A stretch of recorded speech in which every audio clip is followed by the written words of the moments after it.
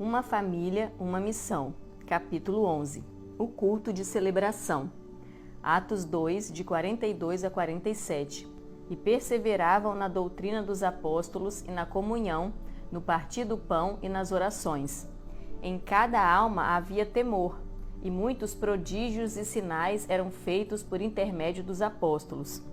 Todos os que creram estavam juntos e tinham tudo em comum. Vendiam as suas propriedades e bens, distribuindo o produto entre todos, à medida que alguém tinha necessidade. Diariamente perseveravam unânimes no templo, partiam pão de casa em casa e tomavam as suas refeições com alegria e singeleza de coração, louvando a Deus e contando com a simpatia de todo o povo. Enquanto isso, acrescentava-lhes o Senhor dia a dia os que iam sendo salvos. O trilho do vencedor põe o ensino básico na sua vida, mas há muito mais para conhecer e aprender. Esse conhecimento virá através de 3 estruturas nas quais todo membro deve estar fundamentado em sua igreja local.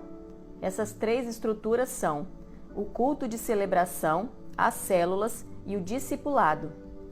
Eles estão intimamente ligados e conectados.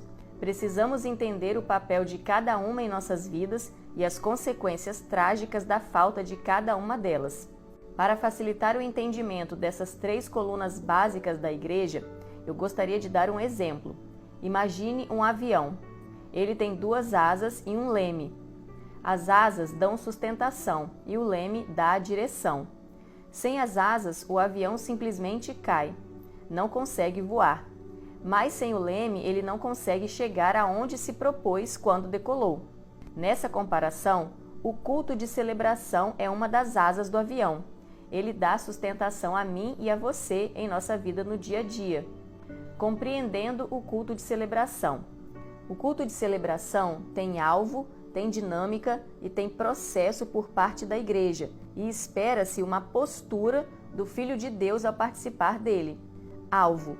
Na verdade, são 2 alvos. O primeiro é alimentar os membros da igreja, fortalecendo-os no seu dia a dia. Esse alimento é para ser digerido ao longo da semana. O segundo é contribuir na construção da casa espiritual dos filhos de Deus conectados à igreja. Esses são os 2 alvos do culto de celebração. Dinâmica. Todos estão sentados, voltados para o palco. Isso significa que nessa reunião da igreja, a prioridade é eu e você cultuarmos a Deus, pois somos o corpo. As outras coisas acontecem como consequência do culto e não como objetivo do culto. Processo. O culto tem um processo a cujo desfecho chamamos de apelo. Esse apelo é fundamental para que você seja alimentado, fortalecido e edificado a cada culto. Precisamos chegar nele de tal forma que ele seja o definidor se o alvo do culto foi conquistado ou não.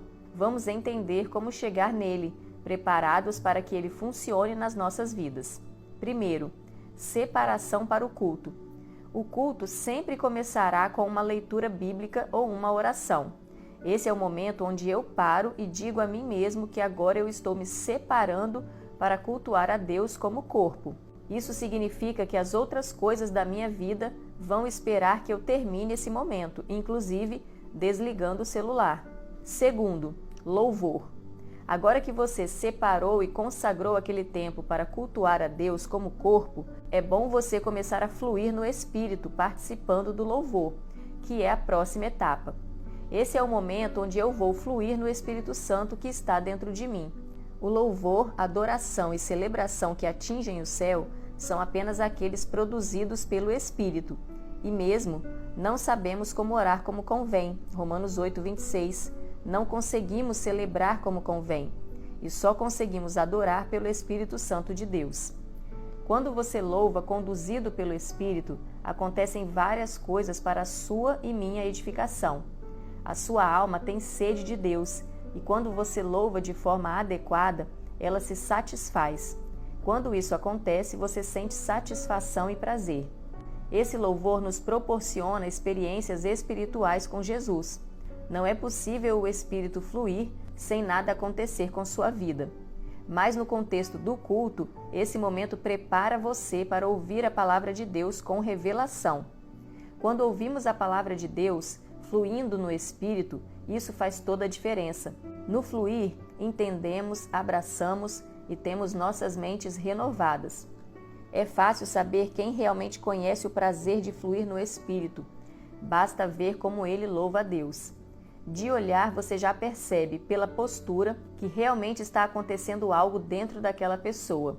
Pode até não saber o que é, mas tem certeza que algo está acontecendo. Terceiro, consagração dos dízimos e das ofertas. Veja o processo. Primeiro você se consagra para aquele momento, depois flui no Espírito e continua o processo, demonstrando que você faz parte do corpo de Cristo, que está conectado com tudo que você tem, e que você não é um convidado, mas sim faz parte da casa, que você é da família e participa de corpo, alma e espírito dessa família. Esse é o momento onde sua fidelidade será colocada à prova. É nesse momento que fica claro qual aliança eu e você temos com o corpo de Cristo. Os dízimos e as ofertas são o sustento natural do corpo de Cristo. Eles são usados para o pagamento da estrutura que os próprios membros usam: aluguel, a manutenção do prédio, água, luz, telefone, salários e demandas afins. Também é com esses recursos que fazemos a ajuda social da igreja para as pessoas necessitadas que as células não conseguem ajudar. Ainda usamos esses recursos para sustento das obras extralocais, que ainda não têm como se sustentar sozinhas. Muitos pensam que esse é o momento mais natural do culto. Segundo a palavra de Deus, não é. Na verdade, é o contrário. Jesus diz que onde está o seu tesouro, ali também está o seu coração. Lucas 12:34. Isso significa que onde você coloca o que tem valor para você, também ali está o seu coração. Quando você oferta ali o seu dinheiro nesse momento de culto, isso demonstra que o seu coração está no corpo de Cristo. Caso contrário, fica patente onde está o seu coração.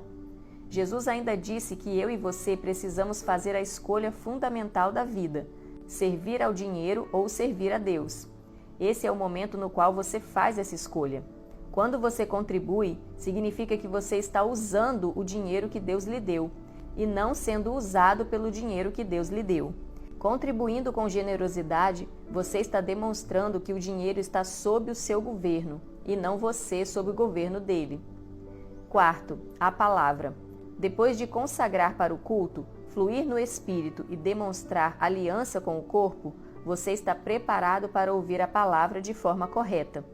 Esse é o momento quando a palavra de Deus é liberada, seja ela de consolo, edificação ou exortação. Esse é o alimento que durante a semana será ruminado pelo corpo de Cristo nas células e no discipulado. Muitos só chegam nessa hora. Pensam que essa é a parte mais importante do culto.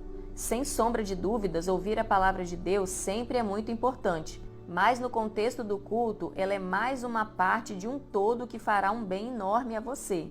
Se você entra nessa parte sem a preparação devida, ela não cumprirá todo o papel a que se destina. As outras partes preparam você para que esse momento seja o mais proveitoso possível. Sem o fluir do Espírito e o comprometimento com o corpo, pode ser que a palavra de Deus será para você só mais um pouco de conhecimento mental. Com certeza absoluta, não é esse o alvo de ouvir a palavra de Deus. Ela precisa entrar como alimento. Quinto, o apelo. Depois de todo esse processo preparando você, agora é o momento que faz toda a diferença na condução do seu propósito divino, o qual vai determinar a qualidade da sua vida eterna. Para que serve o apelo? Para você decidir se a palavra será incluída ou não na sua vida. Todo o culto deve ter apelo coerente com o que foi ministrado. Nessa hora, você define o valor daquela palavra para você. Caso você aceite o apelo e se manifeste, a palavra entra na sua mente e coração e faz o que foi designada para fazer na sua vida. É somente aqui que nos alimentamos e nos fortalecemos com a palavra de Deus. Nessa hora, o Espírito faz a obra de transformação nos seus pensamentos, sentimentos e alvos. Todas as outras partes do processo preparam para esse momento. Por isso é tão importante que eu e você estejamos presentes desde o início do culto, para chegarmos a esse momento preparados para o milagre da transformação. Em todo o processo, Deus está agindo em nossas vidas. e experiências vão acontecer. No entanto, o culto foi preparado para esse momento. Há outras coisas que podem acontecer nos cultos, às vezes necessárias, mas são secundárias, não fazem parte da liturgia básica. A postura dos membros. Depois de entender o culto de celebração, agora é hora de falar da postura dos membros nesse momento. Sabedores que esse é o momento de nos alimentarmos e nos fortalecermos no Senhor como corpo, então participe com esse espírito. Não faça parte do culto como se você não fizesse parte dele. A postura correta de participar abrirá seu coração tanto para ministrar na vida de algum outro membro, como também para receber dos membros da igreja. O culto não é algo para avaliarmos se foi bom ou ruim, e sim para participarmos como corpo. Não somos convidados ao culto, somos parte integrante dele. Estamos conectados em tudo o que está acontecendo. Eu me preocupo muito quando alguém não tem fome de Deus e não participa do culto. Um dos sinais de que o nosso corpo não está bem é quando perdemos a fome. Se a pessoa perdeu a fome por Deus ou de estar no corpo de Cristo cultuando a Deus, pode ter certeza de que está com doença espiritual. Se for o seu caso, resolva logo o problema. A questão é que resolver o problema passa justamente pela participação do culto. Quantas vezes estamos desanimados e não queremos participar, mas quando mesmo assim participamos, somos curados. O culto é alimento e remédio para nossa alma.